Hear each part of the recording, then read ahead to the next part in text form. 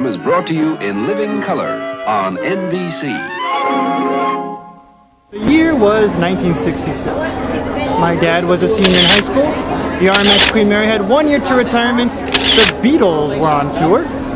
And Mahatma Gandhi was the 4th Prime Minister in India. July 24th, 1966. Pro golfer Al Geiberger won his one and only title in the PGA tournament. Oh, and New Orleans Square opened for the first time in Disneyland, California.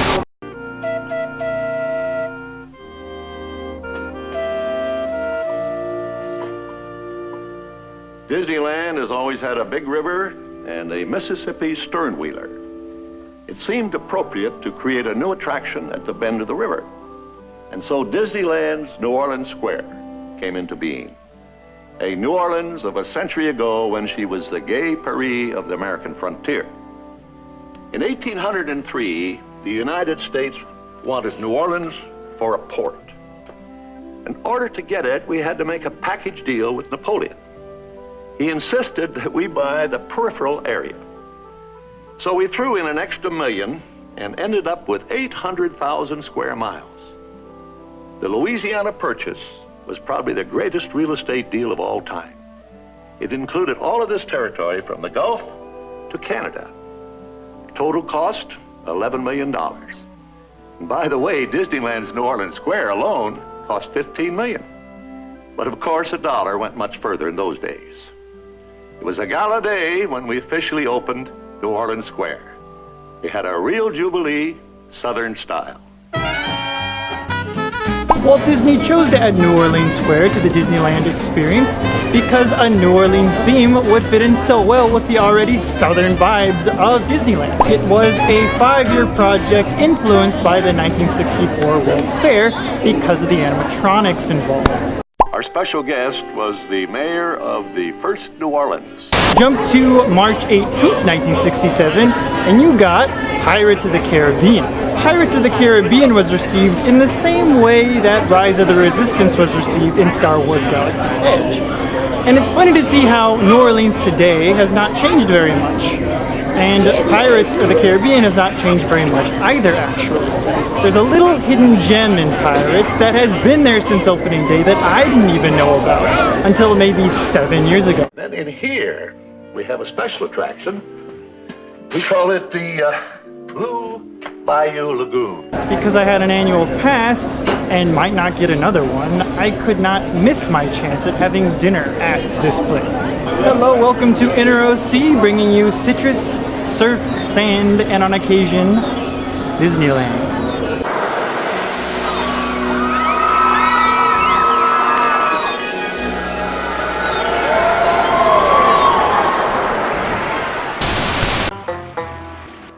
Come seeking adventure and salty old pirates, eh? Sure, you've come to the proper place. But keep a weather eye open, mates, and hold on tight. With both hands, if you please. Pirates of the Caribbean is immersive enough as it is. But a restaurant within Pirates of the Caribbean? Times 10.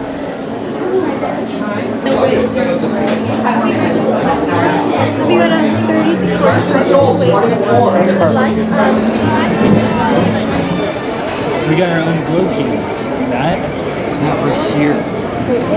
We're really here. We are here. Here's the thing about it. It's pretty expensive. I've never spent over like $40 at a restaurant before.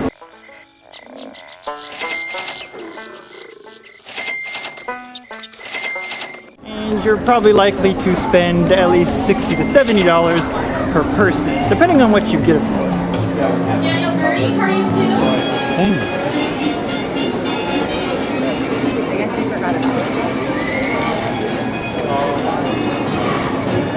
2. Reservations are made on the app, which only takes up about 250 megabytes of space on your phone, by the way. And it has absolutely everything you need, including reservations. The thing is, dining there is so high in demand that you need to make at least a month's in advance reservation. You go on the app, you check to see the next day, and you'll probably find that you can't make a reservation. So keep that in mind. I really wanted the surf and turf, and that's only available during dinner time. So you must keep that in mind whether it's lunch or dinner that you want to make your reservation. And the menu's available, the food prices are available in any restaurant, and that includes the high-end restaurants. I wanted a table right near the water, and usually you have to wait a good 10 minutes, or at least that's what you expect to wait, but they accommodated us right away, which was really amazing.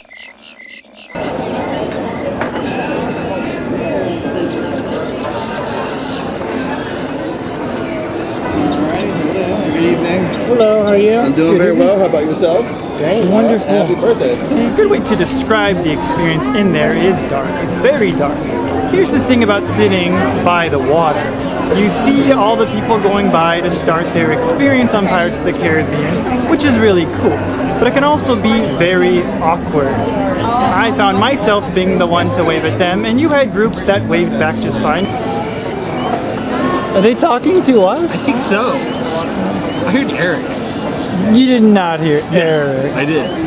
You had very cynical groups, or else just very shy groups that didn't wave back at all. But as we were about to leave, I got a view of the table right behind us, and I got to see what a great and beautiful view that it was, because if you're introverted or just want a more intimate experience with whoever you're with, or a more personal experience with whoever you're with, being right at the water can be a little awkward.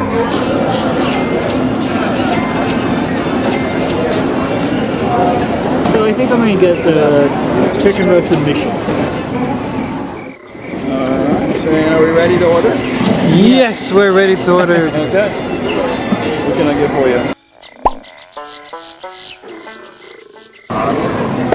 Thank you. Thank you very much. Which one's which again? So that's the mint julep, and this is the lemonade.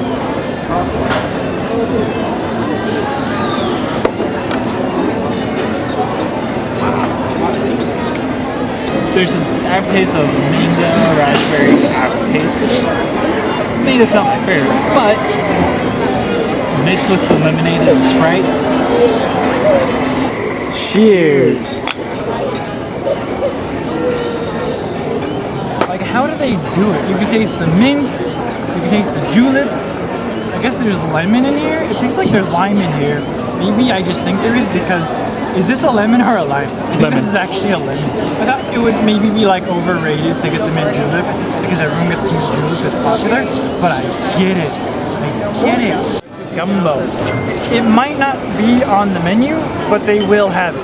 So that's just something to note right there. And I'm pretty sure it's just, I've had the bread bowl one. I'm pretty sure it's just as good. Now the food quality is another subject all its own. The food quality is good, don't get me wrong.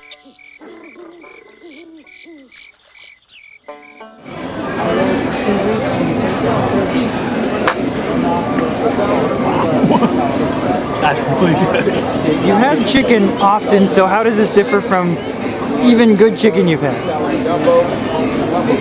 It's a sauce. Potatoes. Very spicy. But very good. Asparagus.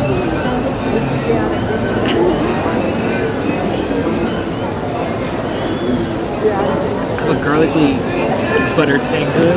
My tolerance to spiciness is pretty low. So, let's get it.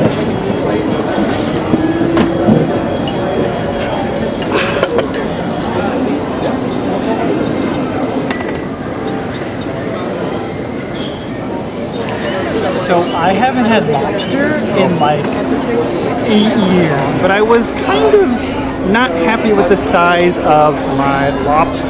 It smells amazing, of course it does. It's a lot smaller than I thought it would be. At least the lobster tail is. Ooh, you got melted butter.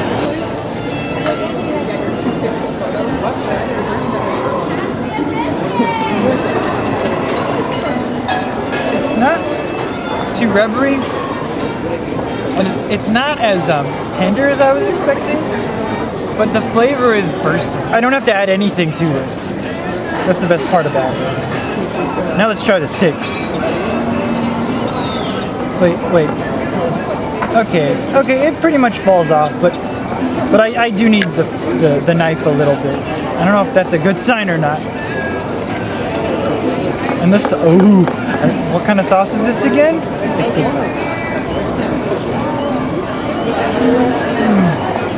Okay, wow. The sauce tastes like a gravy. And although you need a knife, you can't just kind of pull it off. It's cooked really well. It's slightly dry. Slightly dry. It's a little more on the hard side. I got it medium. And the gravy, maybe it's like a little too salty, I feel like. But it's really good. The scalloped potatoes. Wow. And those might sound crazy, but I think I like the potatoes the most out of anything. Gosh, it's like really salty, but like the good kind of salty. And the cheese, like what kind of cheese do they make? Is it from France or something? And there's a crunch to it. I mean, the scalloped potatoes have.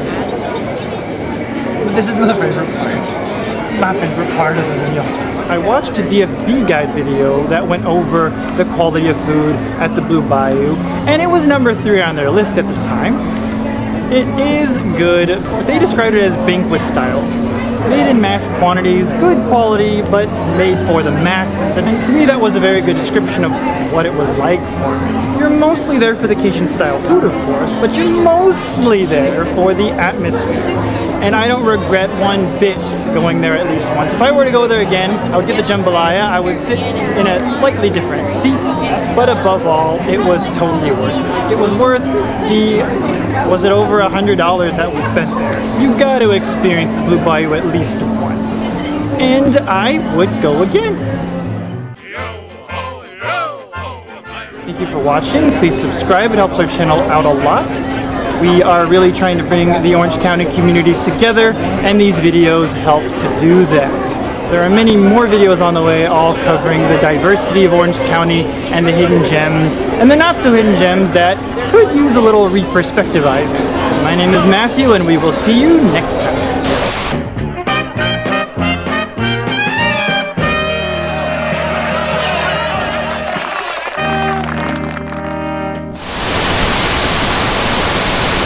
There's a little hidden gem in Pirates that has been there since opening day that I didn't even know about until maybe 7 years ago. Oh, you're throwing something away. Wait a minute, it's gotta be focused. Wait a minute, it's not in focus. Is it filming? Is it focused? It's a terrible pan. Not so great pan. Is it focused? Hold on. And we're clear.